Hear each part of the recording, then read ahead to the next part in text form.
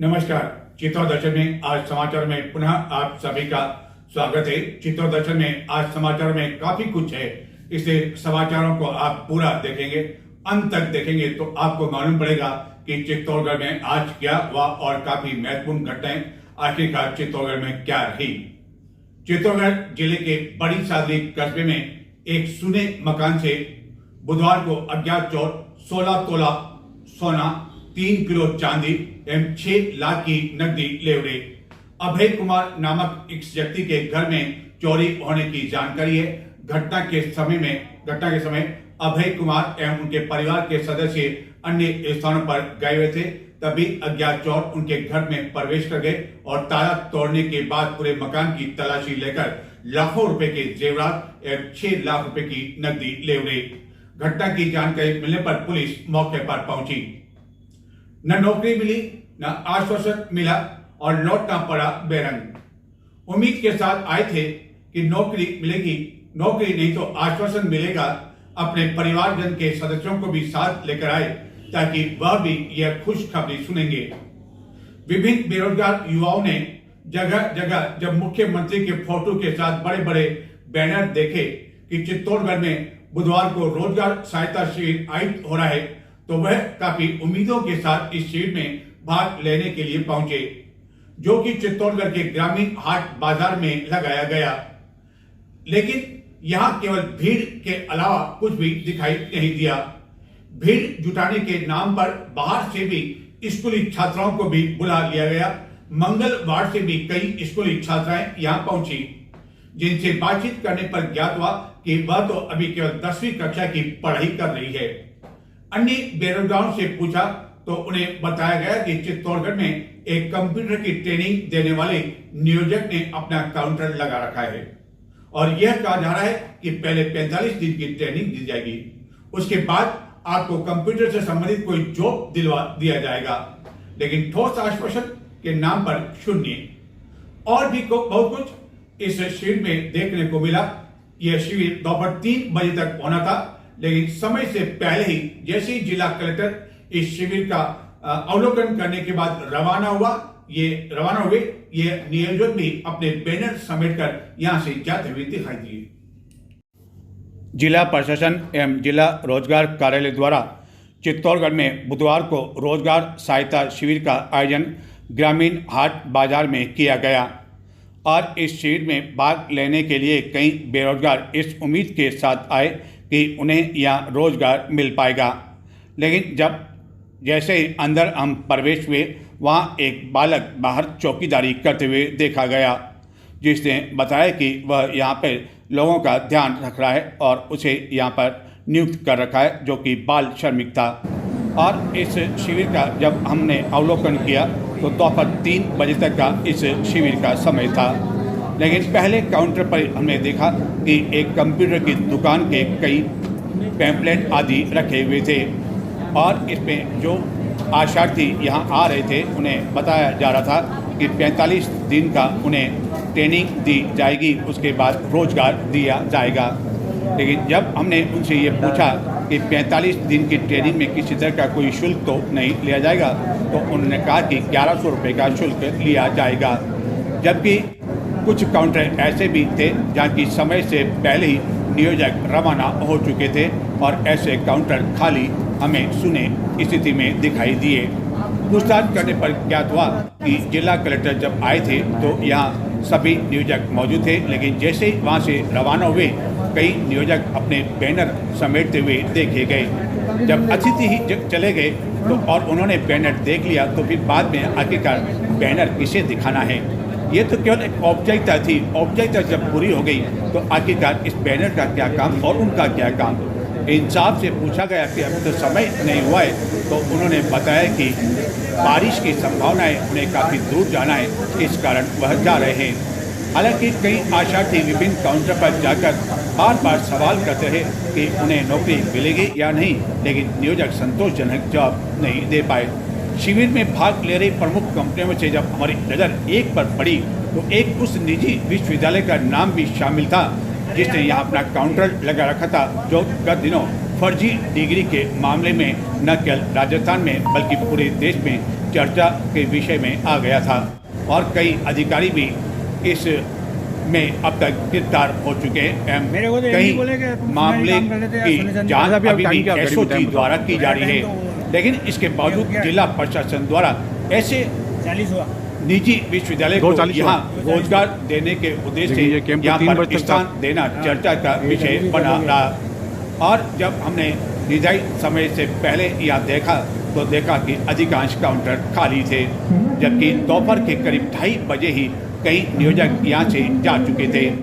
और कहाँ से इस बारे में एक आचार्य ने बताया कि 12वीं 12th पास। तो आप अपने फादर के साथ यहाँ पे आए? हाँ नौकरी के आश्वासन में आप आए थे? हाँ सर। तो क्या आपको यहाँ कोई लिखित में आपको कागज दिया? अभी दिया नहीं, बुलाएंगे बोला।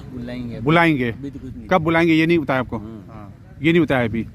अच्छा, तो इस कारण मतलब कोई लिखित में भी नहीं दिया और केवल मौखिक में क्या बुलाएंगे आपको? हाँ वो तो बाद में बुलाएंगे ना। कहाँ से आए? और आप भी राजमी से? आप भी राजमी से आए? आप चित्तौड़ से आए। तो यहाँ ग्रामीण हाट में आपको रोजगार मेले के बारे में मालूम पड़ा, तो आप इसी उम्मीद के साथ आए होंगे कि आपको रोजगार मिल जाएगा। अभी आप बेरोजगार हो, तो क्या आज कोई लिखित में आपको कागज की नौकरी वोकरी का कुछ मिला या नहीं मिला? वो तो कुछ नहीं है। कुछ नहीं मिला? ट्रेनिंग मिलेगी, उसके बाद में कॉल कर दिया जाएगा आपको। हाँ, और फिर होगी दे देंगे जॉब। तो ट्रेनिंग के बाद नौकरी का मिल जाएगी, पूरी आश्वासन दिया उन्होंने? आश्वासन दे रहे हैं। आश्वासन दे रहे हैं केवल, लिखित में कुछ भी नहीं दे रहे हैं? लिखित में तो कुछ नहीं है। और अभी कुछ नहीं मिला आपको? अभी कुछ नहीं है। आना है, अपने को कॉल कर देंगे कल परसों। अच्छा, उसके बाद वो बताएंगे आपको क्या करना क्या नहीं करना। बाद में बताएंगे। और लीजिए साहब, एक साहब को आप देखें जल्दी जल्दी जाते हुए, एक बार फिर से देखें, एक बार फिर से। ये साहब जो रोजगार कार्यालय द्वारा भोजन की व्यवस्था की गई थी, उस भोजन को खाने के स्थान पर जल्दी जल्दी ले जाते हुए देखे गए।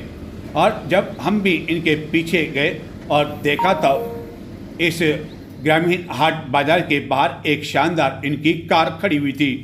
ठीक है, भोजन का समय हो गया, भोजन इन्हें ले जाना चाहिए था अपने साथ ताकि जहाँ भी समय मिल पाए, लेकिन जब हमने देखा तो भोजन की थाली इन साहब ने बैठने के स्थान पर जो पैरों की जगह होती है, जहाँ पैर रखे जाते हैं सीट के पीछे, वहाँ पर इन्होंने भोजन की थाली रख दी।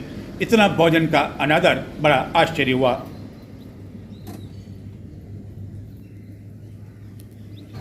इस शिविर में भीड़ जुटाने के नाम पर कई स्कूली छात्राओं को भी न केवल चित्तौड़गढ़ बल्कि बाहर से भी बुला लिया गया ताकि कुर्सियां भरी रहे। कई छात्राओं ने तो बताया कि वह 9वीं 10वीं की पढ़ाई कर रही है, लेकिन इन छात्राओं से जब कई तरह के सवाल किए गए तो इनका क्या कहना था, आप भी जरा सुनिए। रोजगार कैसे प्राप्त करेंगे? अभी तो उनको पढ़ाई करनी है, उससे पहले रोजगार कैसे मिलेगा इनको? तो ये कोई पढ़ाई हो चुकी है, कोई कर रहे हैं, बीए कंप्लीट हो गया है, कोई प्राइवेट ओपन में दे रहे हैं। अच्छा, तो ऐसी स्थिति में है कि रोजगार पा सकते हैं अब?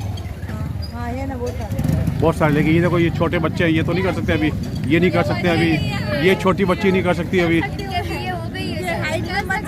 अच्छा अच्छा, हाइट में। तो कहाँ से आप आए? कहाँ से आए? अच्छा, मंगलवार। तो कुछ आपको मिला यहाँ पे, कुछ आश्वासन या कुछ लगा आपको कि रोजगार आने में कुछ आपको रोजगार मिलने की संभावना लगी आपको? बताओ। जी, तो किसी को नौकरी के बारे में आश्वासन दिया गया क्या? किसको दिया बताओ? किसको दिया? किस आप में से किसी को रोजगार का यहाँ आश्वासन मिला क्या? आप बताएं। पहले 1 महीने की ट्रेनिंग होगी, उसके बाद वो हमें जो 1 महीने पहले ट्रेनिंग होगी। कहाँ पर होगी ट्रेनिंग? कौन से डिपार्टमेंट में होगी? कौन से विभाग में होगी? कुछ कागज में दिया? कुछ कागज दिया आपको? पेपर दिए? 1 महीने ट्रेनिंग का कागज दिया आपको? कहाँ है वो कागज?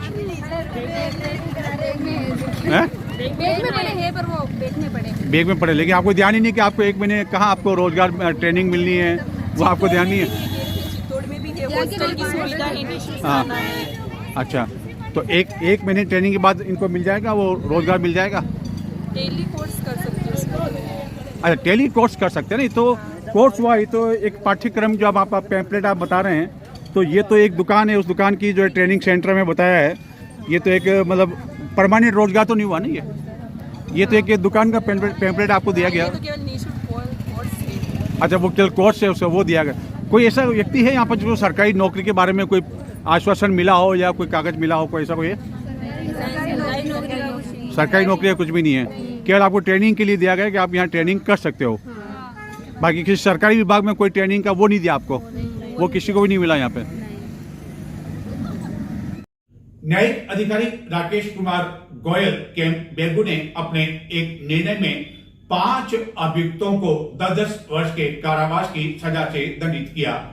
इन अभियुक्तों ने चित्तौड़गढ़ जिले के बेगू क्षेत्र में एक काश्तकार के घर से डोडा चुरा लिया था, जिसके बाद पुलिस ने इनके खिलाफ न्यायालय में आरोप पत्र प्रस्तुत किया, जिसके बाद पीठासीन अधिकारी ने इन सभी 5 अभियुक्तों को 10-10 वर्ष के कठोर कारावास से दंडित किया। चित्तौड़गढ़ के सैनिक स्कूल के समीप स्थित एक होटल और होटल के सामने गत दिनों यानी कि गत वर्ष जब कांग्रेस की सरकार थी, विधानसभा चुनाव को लेकर आचार संहिता लागू की जाने वाली थी, उससे ठीक कुछ समय पहले नियमों को पूरी तरह से ताक में रखकर एक विवादित जमीन का लेआउट जारी कर दिया गया और लेआउट जारी करने के बाद यहां कॉलोनी कटने की जोर शोर से तैयारियां होने लगी। मशीनरी चलने लगी, न केवल दिन में बल्कि रात में भी मशीनरी चलने लगी ताकि कॉलोनी काटे जाने की पूरी तैयारी कर लाखों के वारे के न्यारे किए सके। सत्ता बदली और इसके बाद उच्च स्तरीय शिकायत की गई और शिकायत के बाद नगर विकास न्यास के अधिकारियों ने न केवल इस जमीन का जो लेआउट जारी किया उसे निरस्त कर दिया, खातेदारों को नोटिस जारी किए गए और उनसे पूछा गया कि यह किस तरह किया गया और अब आपको यदि करना है तो आप नियमानुसार अप्लाई करें। लेकिन सवाल यह उठता है कि यदि उच्च स्तरीय शिकायत नहीं होती तो क्या यह कॉलोनी कट जाती, नियमों को ताक में रखकर सब कुछ हो जाता। और जिन्होंने किया, जिसमें तत्कालीन सचिव के साथ ही कई संविदा कर्मचारी भी शामिल है, उनके खिलाफ किसी तरह की कोई कार्रवाई नहीं हुई। यानी कि उन्होंने तो लाखों रुपए लेकर अपने वारे न्यारे कर लिए और उन पर किसी तरह का कोई दाग तक नहीं लगा। चित्तौड़गढ़ नगर में सैनिक स्कूल के समीप एक होटल के सामने नियमों को ताक में रखकर नगर विकास न्यास के कर्मचारियों से पूर्व में मिली भगत कर 3 अलग अलग कॉलोनी काटने के लिए गत कई समय से इस स्थान को विकसित करने के लिए जमीन को यूआईटी के अधिकारियों एवं कर्मचारियों ने कथित राजनीतिक दबाव आदि के चलते इस जमीन का लेआउट अनुमोदित कर दिया, जबकि विकसित किए जाने वाली एक कॉलोनी का काफ़ी हिस्सा बेड़स नदी के समीप होने से ग्रीन बेल्ट में होने के बावजूद उसे भी अनुमोदित कर दिया। लेकिन इसकी उच्च स्तरीय शिकायत होने के बाद नगर विकास न्यास ने इसे निरस्त करने के साथ ही खातेदारों को नोटिस जारी किया है। यह एक नहीं बल्कि ऐसे अन्य 11 जने हैं जिनके अप्रूव किए गए फाइलों को निरस्त कर दिया है। सैनिक स्कूल के समीप एक होटल के सामने ग्रीन बेल्ट में स्थित जमीन एवं बेड़स नदी किनारे के आसपास 3 हेक्टेयर से भी अधिक निजी जमीन पर गत कई समय से विभिन्न कॉलोनियां डेवलप करने के लिए तैयारी की जा रही थी और जोर शोर से यहां मशीनरी लगा रखी थी। इस जमीन को कृषि भूमि से कन्वर्ट करवाने के लिए संबंधित द्वारा स्वीकृति के लिए फाइल यूआईटी में लगा दी गई थी। गत वर्ष संपन्न विधानसभा चुनाव से ठीक कुछ समय पहले कांग्रेस सरकार के कार्यकाल में यूआईटी में कुछ फाइलें जो कि इस जमीन से संबंधित थी उसके लेआउट अनुमोदन के लिए आवेदन किया गया। न्यास के तत्कालीन सचिव और कर्मचारियों ने नियमों को ताक में रखकर यहां अलग अलग काटी जाने वाली कॉलोनियों के लेआउट अनुमोदित कर दिए, जबकि इन कॉलोनी में पहुँच का रास्ता ही नहीं था। यही नहीं, यहाँ सड़क के लिए भी रास्ता बनाया जाने लगा। इसके अलावा काफ़ी ज़मीन ग्रिल बेल्ट में आ रही थी। नदी की आराजी से लगभग 100 फीट दूरी के नियमों को भी ताक में रख दिया गया। सरकार बदली, जांच हुई और आखिरकार लेआउट को खारिज कर खातेदारों को नोटिस जारी किया गया। लेकिन अब सवाल ये उठता है कि शिकायत होने के बाद आवेदकों को नोटिस तो जारी कर दिया, लेकिन जिन अधिकारियों एवं कर्मचारियों की मिली भगत हुई और जिनके लाखों रुपए के वारे न्यारे हो गए, उनके खिलाफ आखिरकार अब तक कार्रवाई क्यों नहीं की गई। दोषी वह अधिकारी और कर्मचारी हैं जिन्होंने सब कुछ जानते हुए आंखें मूंदते हुए नियमों को ताक में रखकर इस जमीन का लेआउट कर दिया। जबकि उन्हें भी पता था कि यह नियमों के विरुद्ध है। ये तो ठीक है कि इसकी जांच हुई, उच्च स्तरीय शिकायत हुई, और यदि शिकायत नहीं होती तो क्या यहाँ आगामी दिनों में कुछ समय में कॉलोनियाँ कट जाती और लोग यहाँ अवैध रूप से निवास करने लग जाते, और आखिरकार जिन्होंने लाखों रुपए के वारे के न्यारे कर दिए उन्होंने तो मलाई खा ली और उनका बाल भी बांका नहीं हो सका। लेआउट निरस्त करने से ही मामला आखिरकार सुलटने वाला नहीं है, बल्कि सरकार को इस बारे में गंभीर कार्रवाई की जानी चाहिए और ऐसे तत्कालीन सचिव एवं उन कर्मचारियों के खिलाफ भी कार्रवाई की जानी चाहिए जिन्होंने नियमों को ताक में रखकर इस जमीन का लेआउट जारी कर दिया। जानकारी यह भी है कि इसमें कुछ संविदा कर्मचारी भी शामिल रहे हैं जो कि अब नगर विकास न्यास में काम नहीं करते हैं, लेकिन उनके खिलाफ मामला दर्ज कर और कठोर कार्रवाई तो सरकार द्वारा की जा सकती है। अब देखना यह है कि लेआउट निरस्त करके ही सब कुछ इस मामले को समाप्त कर दिया जाता है और फिर से आवेदन लेकर कोई बीच का रास्ता निकाल दिया जाता है, या वाकई सरकार इस बारे में गंभीर होकर और जिला प्रशासन इसे गंभीरता से लेकर कोई ठोस कार्रवाई कर अन्य जनों को संदेश देगा जिन्होंने इस तरह अन्य कई स्थलों पर भी चित्तौड़गढ़ में अवैध कॉलोनी काटने के लिए नियमों को ताक में रखकर नगर विकास न्यास में आवेदन कर रखे हैं।